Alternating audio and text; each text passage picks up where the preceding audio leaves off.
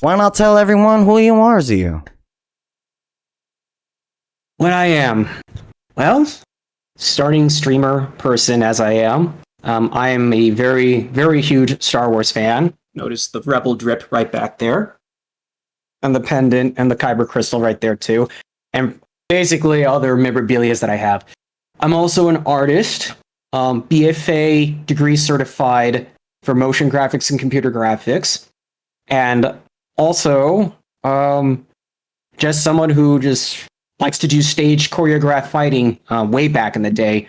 Actually was able to perform in front of thousands of people at New York Comic Con back in 2010 before cons got a little bit more business ethics and started cutting back on fans. But that's a whole different topic for another time. But I've been here, there, and everywhere. So trying to showcase myself in front of, millions and the millions of people out there. It's another day in the office for me. It's when the program dies. That's when I have to be worried about. But how's your day going, Xeo? How's it going? Oh my goodness. Here, there, and everywhere.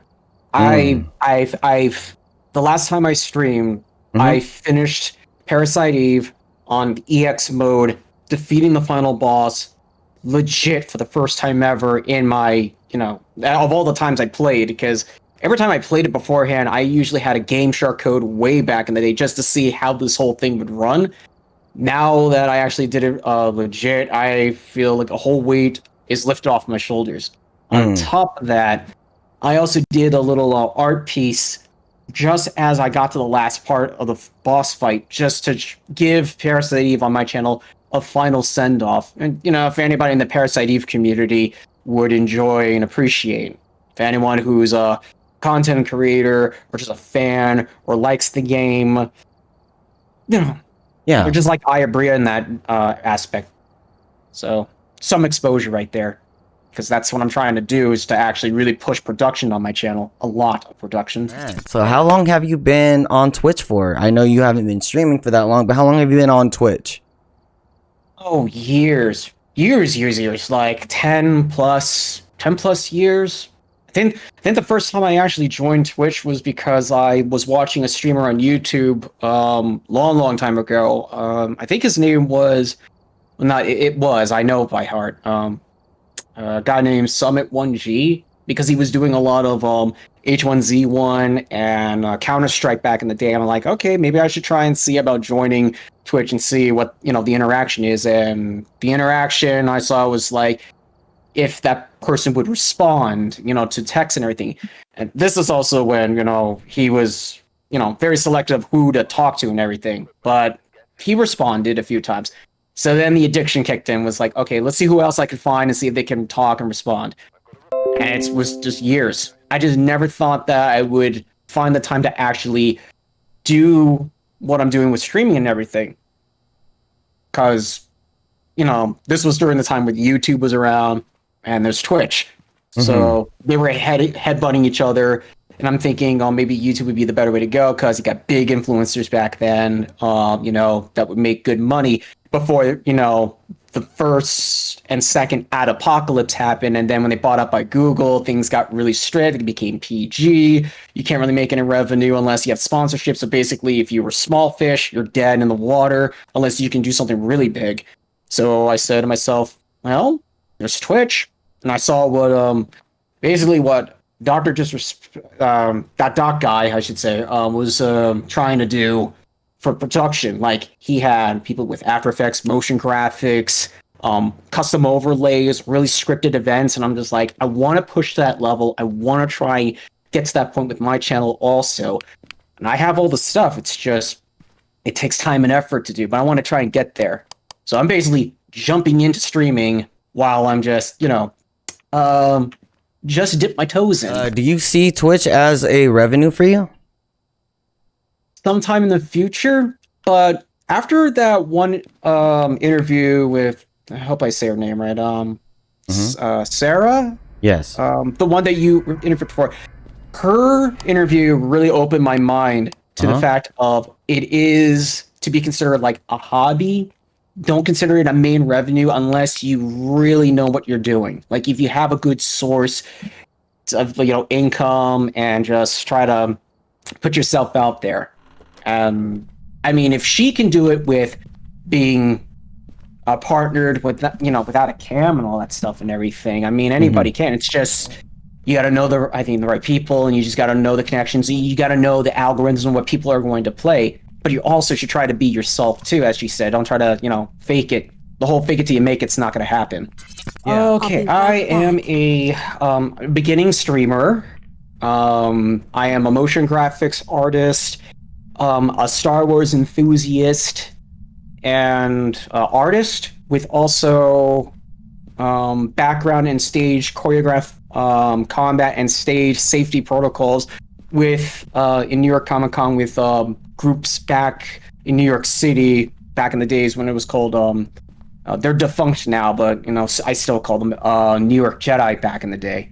I've been here, there, and everywhere, and I've done a lot of things. Lots of art stuff too, which I got a BFA for in college, and I've just been trying to break into the the industry in the sense of trying to do motion graphics to actually earn a living. But also, if I need to do a showcase, I'd rather also do it on Twitch too, because communications and social media are the big thing. So interlacing and trying to work up a good revenue would be a good thing, and not revenue, a good repertoire and background. With some demo reel samples and people interacting would actually, be nice to do. I noticed that you bring up revenue a couple times, and I know that you're saying in the future you want Twitch to be a form of revenue for you. So do you happen to feel like you see Twitch as more of a job than anything? Well, I mean, it can be. At the moment right now, because of the whole thing with the pandemic and everything, it would be something I would like to consider a job in the future, because I've seen what a lot of people have done, and when it comes to graphics and everything, and trying to make a good channel out of it is one way I would like to consider as a job and everything, and just keep pushing my skills, pushing my creativity, and try to do something new, or at least something unique, so I can get the branding to work. Because right now I'm just I'm kind of new and just trying to use a little bit of cookie cutter stuff to just get people to notice me, but at sometime in the future I'm gonna have to change and rebrand so I can be myself and not a copy of anything that would get me in trouble. I don't see Twitch as a job, because first of all, I hate jobs. I've openly voiced that before, that I hate anything that deals with a job. I just look for it as a form of community. What are your thoughts on having a community, and what do you expect out of your future community to come? For my future community, because of how things are right now with I guess with Star Wars at the moment right now, I want to get kind of that fandom to come back and let it propagate, increase my my community, because of everything that has happened so far. To me, I had a great amount of fans that could relate to me through Star Wars way back in the day in New York, in Manhattan, and because of certain things that happened in real life, I really I've lost them all. So I want to try and do that again, except this time through the magic of video editing and interaction with Twitch and everything. Not going to be Star Wars the entire time. It could be other things too. I want to try and go variety, but I mean, my main focus will be Star Wars. I'm going to try and go whatever I can.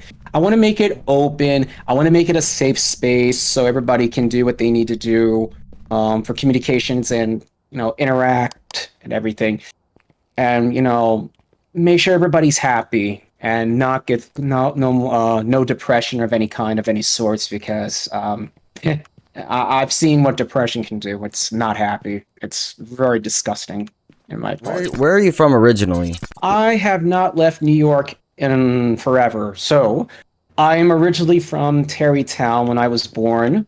After about 4 years, I moved to Chappaqua, and I spent the good majority of my upbringing all the way up to college. So I was definitely in the I'm not gonna say upper class, definitely middle class, affluential, silver spoon in my mouth kind of deal. Mm-hmm. And everyone around me was definitely had that effect also. We're talking about, if if you don't have the latest, console systems, like when PS3 came out, if you don't have the day one 80 gig, very ultra rare, hard to get, you're like, oh, you're not worth my dust. Oh, get on of here. That sort of thing. No, it's true. I mean, there are people who are like vicious like that. Mm-hmm. And that was the whole community I had. Everybody was closed off. They were just isolated. They were in their own homes. This is before even the pandemic hit. This is even way before Snapchat or anything happened or anything. This is back in the day where when I went to high school, the closest thing you had is something like a smartphone that you communicate and everything. It was those darn Palm Pilots, if you remember back in the day. When they would have the monochrome, because you could put Mario and other applications on it too to goof around and things with the TI-83 calculator. And that's basically our form of like getting away from it all and isolating ourselves unless you find your little inner clique group. So I dealt with that for 20 years. And then unfortunately my parents decided to split, and my dad he was the breadwinner because he worked for IBM and went all over the world. So when we found out that happened, the silver spoon got pulled out of my mouth very quick and got out of there, went to Heritage Hills after that, which is more further up north to the Putnam County area. And basically I had to learn what it is to be non-middle class, and I had to learn real quickly what life was really about. And that was very disheartening to me in the sense that I was sheltered for a long time. Mm-hmm. So it's basically getting thrown, to me personally, and I mean nothing against anybody here, thrown out to the streets basically, because it was basically a big change, very big change. So I had to learn what would be good for street knowledge. I think it's called I won't say street life, but just being out there and understanding how it really is to be out there. And that's where New York Jedi came in, because I had no idea what was going on. One day I decided to go look up on the internet, and I found a group of people who were doing this thing with lightsabers and Star Wars stuff. So I go there and I'm thinking, okay, maybe it's a bunch of, geeks like me who would enjoy Star Wars, only to realize that they actually are from the streets, like more so than I did. So then I got to learn what it is to be out there. And that was good trial by fire for 6 months. And whew, it got crazy. It got crazy. So after that, then I moved out of there because life took an unexpected turn. Yeah. And not really going to get into it, but let's just say I found somebody, things got okay, then it fell apart. Mm-hmm. And where I am right now, I'm just home with a roommate, and I'm good right now where I am in the Putnam area. Mm-hmm. And that's when I decided, because of this whole isolation, like, okay, let's try streaming and see about setting up webcams and everything and see what happens. Do you feel like streaming has been helpful, I guess? I know that you haven't really been keeping up with your channel, but I know that you're trying to. Has it been pretty helpful for your mental state? Yes, it has. I have the graphics, I have the computer, I have the skills, I have the technology and the understanding. I think I can do this. And soon enough, one of my longtime best friends decided to get on Twitch also because he wanted to stream retro games and just wanted to, see what that's all about. And when he did it and I was seeing what he was doing, I'm like, well, force it. I'm going to do it. Force it. I'm sorry. Fuck it. I'm just going to do it and see what happens. And I'm like, okay, so I got After Effects. I got Premiere. I got Photoshop. I got Cinema 4D. I got some plugins from movie productions that are like for consumer use only. I got a second monitor. Do all this stuff. Mic, everything. Webcam. Custom controller. with a Mm-hmm. friggin' PC cable, headsets, multiple different type units, and boom. And here I am, just doing whatever I need to do. Overall, how much do you think it would cost for someone to actually kick off their channel?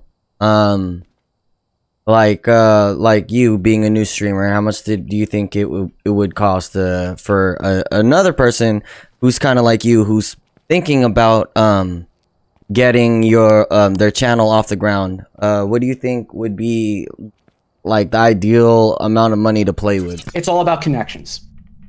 That's what I've seen when it comes to even doing other interviews, not just this interview, but like trying to get into the motion graphics interview and stuff like that. It's all about connections. Because I was exposed to Wolf DNC, Kimmy DNC, Fillmore, you were another one also. It's those kind of connections, and if you can start finding the community out and actually going with I wouldn't say try to influence, but knowing how they are and getting a vibe off of them, and knowing like if they're going to understand where you're going with your channel and the direction and everything, is one way that to get yourself yourself noticed and boost the channel, or basically boost the signal for your channel.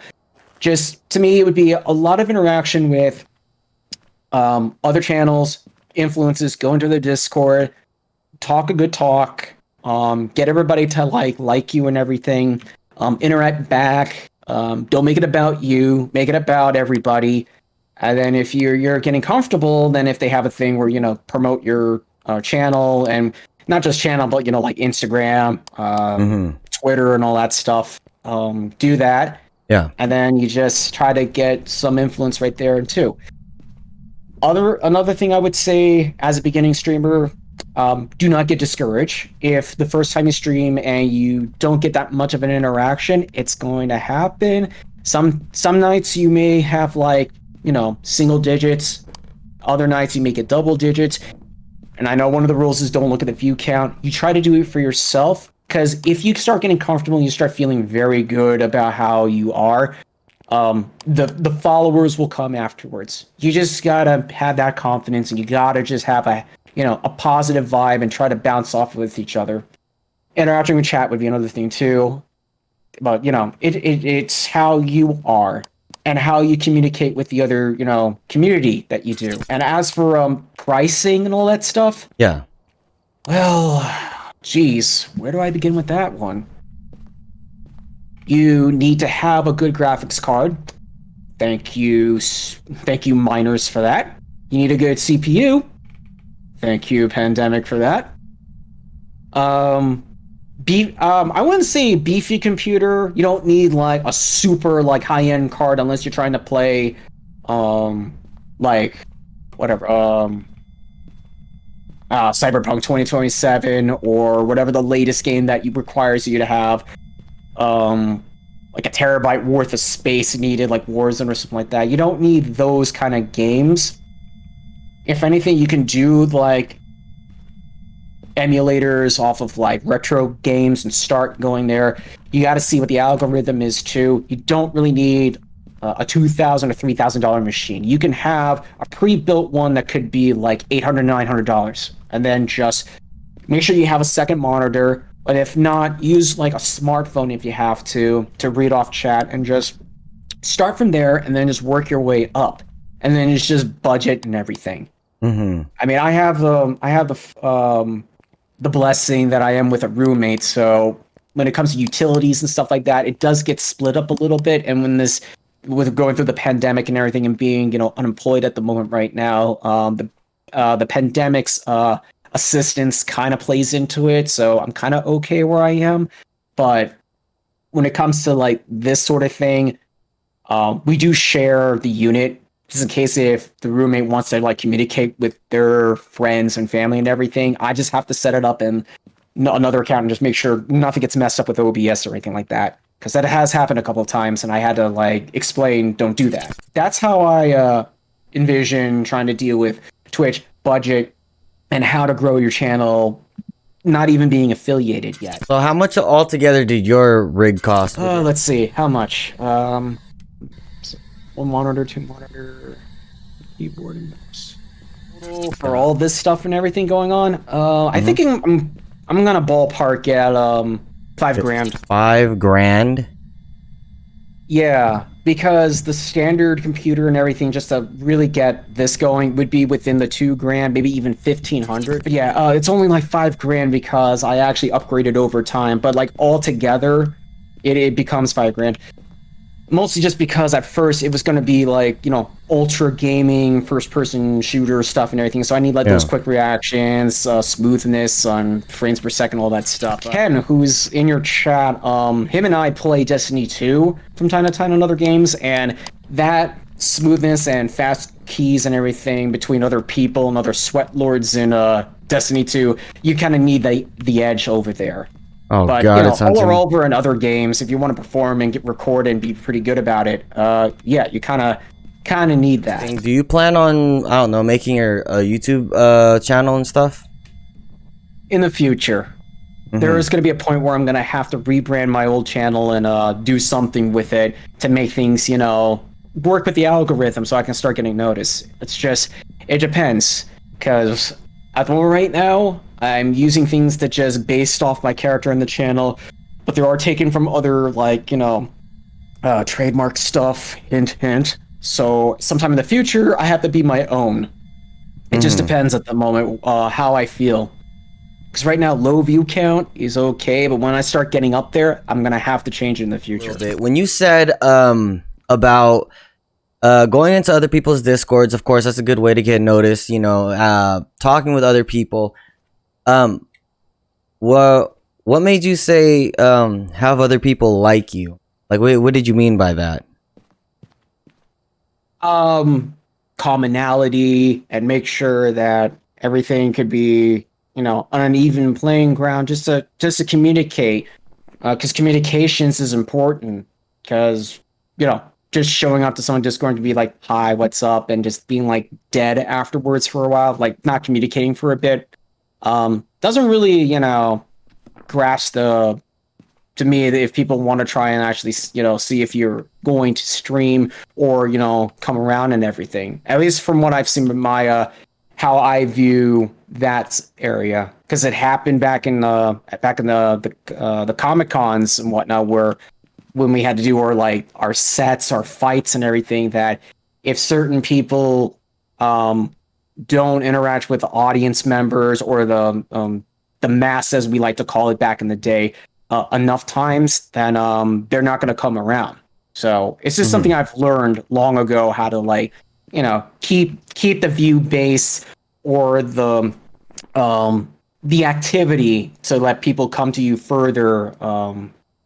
Is how I saw it back then. When I first started on Twitch, I understood that there was you can't get everyone to like you. Obviously, you can't get everyone to like you. You know, you said that thing on Twitter a while ago.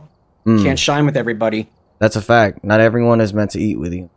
You know what I mean? It's sad. Not everyone you meet is your friend. Do you think that personally with you, that you want to see that kind of positivity shining within other people within your community, like when your community starts to grow? Absolutely. Because if that positivity can radiate off of somebody, they will have the potential to do greatness. My personal thing when it comes to community, and I've said this because of my okay, this is gonna sound a little off, but bear with me, everybody. Back in New York Jedi, there was a master, and I will still call him that. His name was Flynn, and Flynn made sure that I would be under his wing and learn to get over the whole clam up. Don't shun yourself out. Don't sell yourself short, because that's what all the people above you want to make sure you stay down in the ground. So when it comes to the idea of living off of fear, because everybody wants that, because they want to be up there, you need to overcome it. That's why when it comes to depression, sadness, melancholy, fear, self-destruction, Mm-hmm. I want that gone, in the sense. Like the aspects of the Jedi. Mm-hmm. Fear, anger, hate, all leads to that one self-destruction path.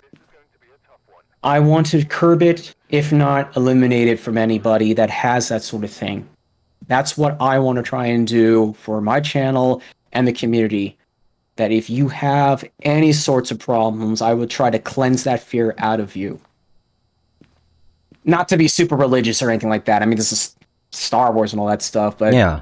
in the sense that on the common ground, like for example, you go to therapy, a Mm-hmm. hippie, and you try to get that situated and everything. I Of want to be course. like that too, except I don't have the piece of paper, that's mounted on the wall back there. Yeah. That so it's just that I want to try and be somewhat equivalent to that, but have that whole aspect of being almost like, a mentor of peace and tranquility, so that once all that fear is gone, whatever is inside of you, whatever you believe in, that you can sprout and you Mm-hmm. can give back to the world and be happy about your accomplishments. Because there are some people out there where I really wish they could be understanding of what their accomplishments are and be very thankful and recognized to a level where they may not understand, but if they were open-minded to how I think and feel, yeah, they would be very grateful for what they are. They know how their presence in the world would be to thousands, if not tens of thousands or millions. Do you have like a persona, or is it just you whenever you hit that go live button? Last time I checked, I'm not Joker. Sorry, that was in poor taste. No, you're good. No, I do have a persona because of my OC character. He's supposed to be like I said, he's supposed to be like a Jedi. So when it comes to my channel, when I go live, I'm supposed to be, greetings, exalted ones, welcome to my channel. Breathe in the Force, and yada yada yada, and all that stuff and everything. The other thing is sometimes I break out of character because the people that come by the channel who are my longtime friends, sometimes I'm like, I slip up a bit, but then afterwards I'm like, it's okay. So I have to find a middle ground at points where being uptight about my character and just being me is always the best way to go, because you get a lot more reactions and fun time out of it, which is true. Sometimes you can't be completely anal about it and everything. I mean, one prime example, I mean, you are, HippieSoLit and everything, and you do the talks and the hypes and all that stuff, and everybody loves you for that. Like, I know you were talking about how your parents split. Can we talk a little about how that affected you? Quite a bit, quite a bit, cause it made me hate my dad. I know, as somebody who is into Star Wars, that's not the best thing to do, but we're gonna. There, like I said, there's a persona, and then there's me. So Of course. this is gonna be me. This is gonna be me talking right now. It affected me in the sense that I want to be better than him. I did not want to be someone who was going to be narcissist, self-centered, and prey upon the people who were ignorant, because that's what he did. So what at least what I saw from observation, and then what my mother told me after the whole divorce happened and everything.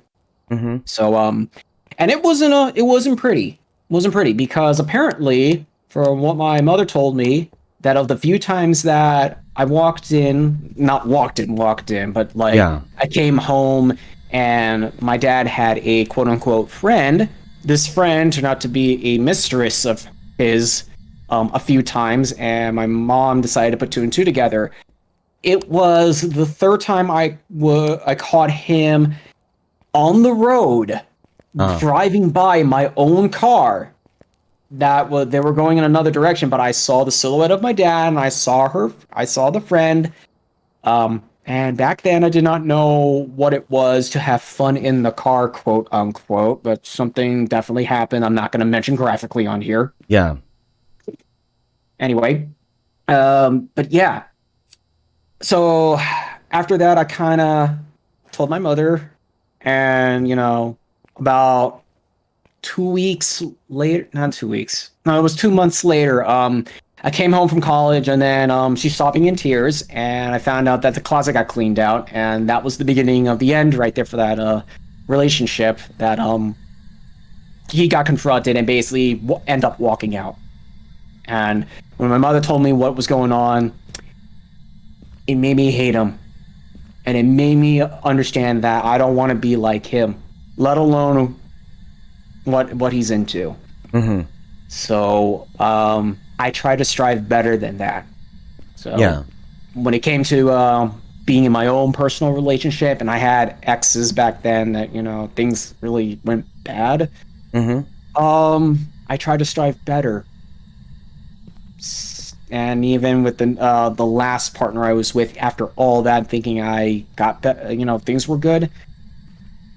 9 years down the drain. Forrest, how do you feel about cheating? Let's get into the relationship side of things. Cheating. So like up, down, left, right, BA start kind of cheating, or the kind where relationships end up killing social media life and whatnot. Obviously, there are many forms of cheating. It just depends on the relationship, how it gets viewed. Mm-hmm. There are other people's opinions about it, and they can always... I see you teabagging. And I believe that it depends on what happens between the partners. Anybody outside of it, it's their opinions, and they don't need to be judged. That's how it is, and how I viewed it. So with my last partner, as long as loving feelings for somebody else didn't come across, we could be open, flirtatious if we want to, and everything. Yeah. And that's how we rolled with it. Because my last partner, because she was also a New York Jedi also, years later, we were both flirtatious. If a girl was talking to me, I would be open, flirtatious, and go along with it, and she would join in too, and things could happen. Nothing physical, but just little haha, teasing stuff and everything. Yeah. And if somebody goes to her and they can flirt back, fine. As long as it's all flirting and nothing, feelings would come along. As soon as feelings and emotions started coming in, that's when we would draw the line, saying, okay, that's considered cheating. We need to have a talk and everything. Because one of the things that that became an issue when it came to cheating and everything was after I started doing Uber for 3 years. You pick up very interesting people. Oh, I bet. I got stories. But the main thing I'm trying to say here with Uber is they could be doing things in the back of the car. They could be up in the passenger seat, and they could, like I said, I got stories. They could do everything. But the one thing I always said to myself is, do what you can do to get your rocks off or anything, or get that release, but it ain't gonna be with me. I show the ring, and that's it. And there have been times where I come home and my partner, smells different perfume on me and whatnot. It's just because of just the parties that happen in my car and everything. But I don't touch. I don't whip it out. I don't ask. I don't put my hands on me. In fact, if anybody touches me, I actually report to Uber and tell them to get them banned off the system. But because of that, she, started questioning my faith and everything. Mm-hmm. And unfortunately, one night I came back and I found out she's on Discord and she's talking to her prior ex. And I kind of started putting two to two together, thinking why she wanted me to stay out later and later. And then she did the, into a restaurant. Her and I said that we need to go our separate ways. And, she got me to break down in tears to the point where the manager had to ask us to Can you leave. get into detail with how your relationship was with your well now ex wife? I didn't say ex-wife, but it's okay. Oh, sorry. Is it your ex-wife? No, Oh, yeah, okay. no, it's out there. It's out there, so I'm gonna have to do it now. It's not for the record, hippie. Yeah, I mention it from time to time in Discord and everything. I was just trying to keep it, but it's the interview. Mm-hmm. All right, so let's do it. So, I found her through DeviantArt a long time ago, in a galaxy far, far away. Mm-hmm. That through a friend of mine in New York Jedi who actually took me under his wing to actually be trained in how to actually do the choreograph arts and everything. At one point, I needed help, basically venting about my issues because one of my other prior exes was actually in the group before I even knew. I know it's complicated. Yeah. Just somebody that knows somebody that knows somebody, but he decided to let me talk to then before my ex-wife, just a friend. We talked for a while, and I literally was liking everything that she was saying, from open-heartedness, kindness, understanding Star Wars, to finally, hentai. And everything kind of mixed in together, including the fact she got me into the succubi aspect of hentai. Introduced Amy for the first time.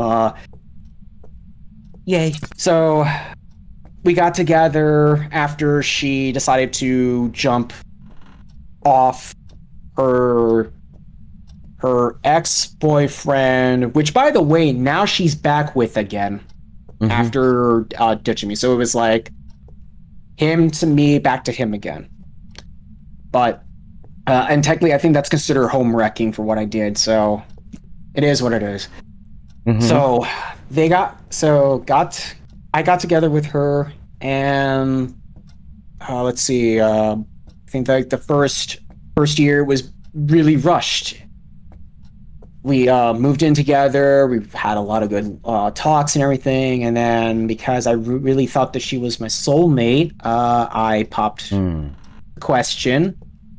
And I really actually set it up in a sense where before I performed at New York Comic Con back in 2010 in front of like 1,000+ people, the prior night before, I kind of had like a decoy ring where it was supposed to be like, will you be with me, be one with the Force, and forever until the last of our days, boo, we cry and all that stuff. Puts the ring on. Next day afterwards, I have the real ring. So I took that box ring onto stage and I put it in my pocket. So when I'm performing and all that stuff, my leg down here was getting hit by my partner. And my stage partner, did not know the ring was in there. So when he kicked it a few times and I let him know what happened afterwards, he was like freaking out thinking he broke the ring. And I'm like, no, this is real. This is not fake. This is not from like Forever 21. So line of lightsabers, her at one end, me at the other. We meet up in the middle. I do my wording. I get on the one knee and present the ring, and the real ring. And everybody was like hip hip hooray, and everyone in like the con was just like hip hurrah hurrah. It was just wonderful. So those were good times right there. And then we try to practice real martial arts to really like sell the group and everything.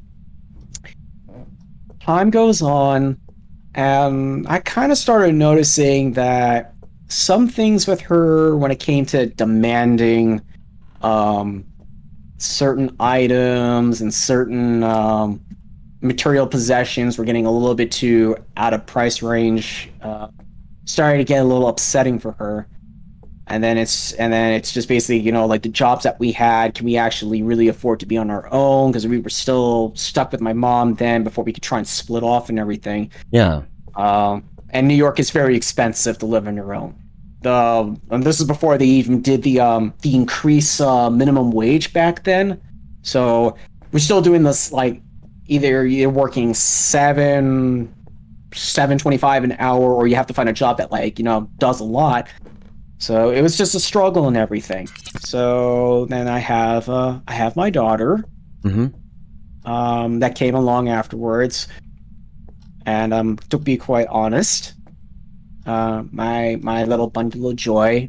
It's definitely the best thing I ever had because it's basically someone I could help, to train for the future and everything, and just things that we can enjoy and whatnot. The problem with that was after my daughter was born, and personally for me, for my mom, and a few of my real life friends, her mental health started deteriorating badly. Because after she gave birth, the first thing I noticed is her body image didn't recover fast enough from having the bump, and usually you could try and take the weight off and everything, but things were not going well for her. Multiple complications of neurological issues, physical strains, and some operations had to be done on her as time progressed. She got her gallbladder removed. She had cysts on her head that became benign tumors, and they had to get removed. But because of those tumors, it could have compromised her nervous system and cognitive thinking. Basically, kind of like I want her to think correctly about certain aspects of a relationship after we went our separate ways. That to not think that I'm demonizing and all that stuff, but her brain had issues right there. So I wanted her to get help, and then around that time, the pandemic hit. So trying to get therapy was not going to happen. So things got worse. So then at that point, then she went on Discord, got in touch with the ex-boyfriend. He got over back in New York. They went away. My daughter, there was no custody. We're still married. We haven't divorced yet because I need to try and get we need to try and get the money to actually let that happen. But just she's in another house with the ex-boyfriend or now boyfriend again, or hubby to be at this point. And a lot of medical problems have been going on lately still. Just recently she was tested for something